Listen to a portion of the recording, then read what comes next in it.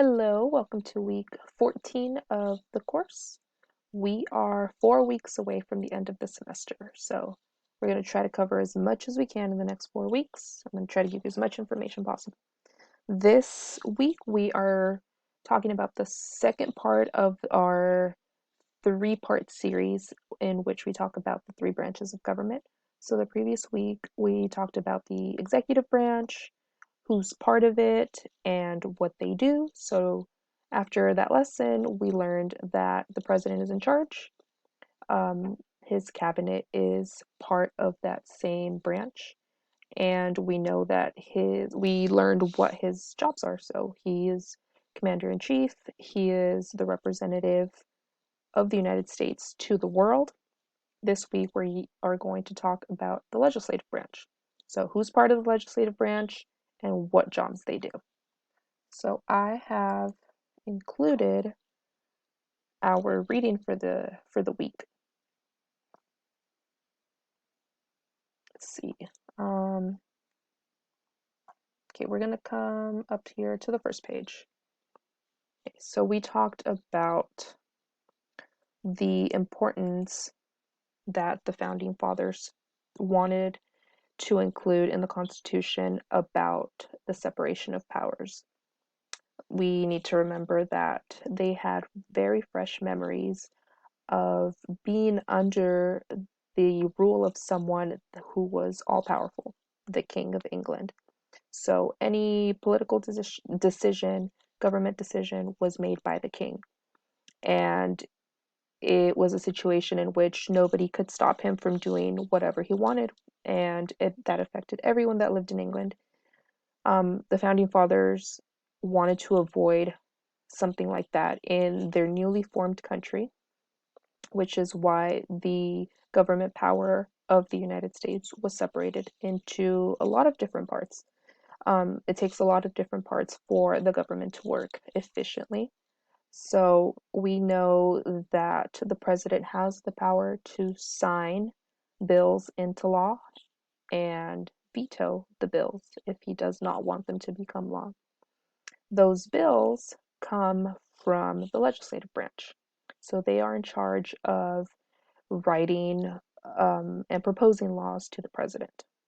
So that's one of the main jobs that they do. They also are the body of the government that approves who is going to be part of the cabinet. So they have to, we talked about the secretaries that are in the president's cabinet. They are the ones who advise the president. Um, the president is the person who chooses them. But before they are able to do their jobs as Secretary of Agriculture, Energy, all those departments, they have to go through confirmation hearings through the Senate. So that is a way in which the Senate has a way of checking the power that the president has. It's a way for Congress to decide if the people that the president is choosing are capable of doing the job that they are being assigned to, if they have enough knowledge, if they are um, people that are trustworthy and ethical. So let's see, let's go back to our handouts. Okay, this first page is going to be an introduction to the legislative branch. It's going to be information about who is part of the legislative branch, how many members there are. We'll need to learn for the questions. So at the bottom of our worksheet, you have your questions that just noticed that my video is glitching a little, so I apologize if I look a little bit weird, like if I look like I froze, but as long as you can still hear what I'm saying, it's okay. Okay. So the Congress is broken up in it. So this page is going to spend a little bit of time talking to you about the US Senate. Scroll becoming a US Senator. So that is just a little bit of extra information. You don't need to memorize the requirements for any of the positions, government positions. So senators, representatives, president, anything like that, you memorize the requirements. You do need to remember how many senators, how many representatives there are, how they serve, so how long their terms are, and you need to know your state senators. So in a little bit, I will pull up some pictures and I will show you all of our representatives. Okay, this page goes on to talk about the other part of for representatives. This picture is actually not up to date. This man is Ryan is the former Speaker of the House. And once you do the reading, it'll give you a little bit of information about what that position of Speaker of the House is. He is no longer, so the person that is now in that place is Nancy Pelosi, and I will show you a picture. Let's see. Okay, this will be part of the assignment that I'm going to have for false questions about the reading that you have just done regarding the U.S. Congress. This page will also be included in that assignment, so you will be doing a sort of grouping activity category. So there are things here that only apply to the U.S. Senate, other things that only apply to the U.S. House of Representatives, and there are things that apply to both parts of Congress. This last page are all the questions from the 100 civics test questions for naturalization that apply to the legislative branch.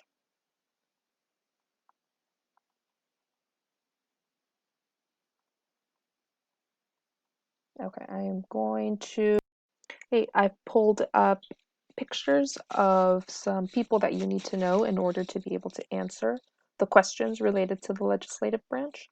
So first up, we have Nancy Pelosi, who is the current Speaker of the House. The Speaker of the House is the most powerful person within the House of Representatives. They decide, the Speaker of the House decides what the House of Representatives will be talking about and voting on days. So they set the schedule for the things that they see. Nancy Pelosi is, when we talked about the executive branch, we talked about the order of succession. So if the president is unable to continue his being president, the vice president would step up. If for some reason the vice president can't be president, the Speaker of the House is the next person in line to be president. So technically speaking, Nancy Pelosi is the most powerful woman in the United States because there is just one person, well, two people if you count the president, but if the president isn't able to be president, there is only one person between her and the presidency. So this is a name that you definitely need to know, Nancy Pelosi. If you take your citizenship interview after November, the answer might be different because, okay, let me come back and make my screen big. So the Speaker of the House is the leader of the majority party within the House of Representatives. So currently there are more Democrats in the US House of Representatives than there are Republicans. So the party that has more members chooses their leader, and that leader becomes the leader of everyone in the House, not just for the party.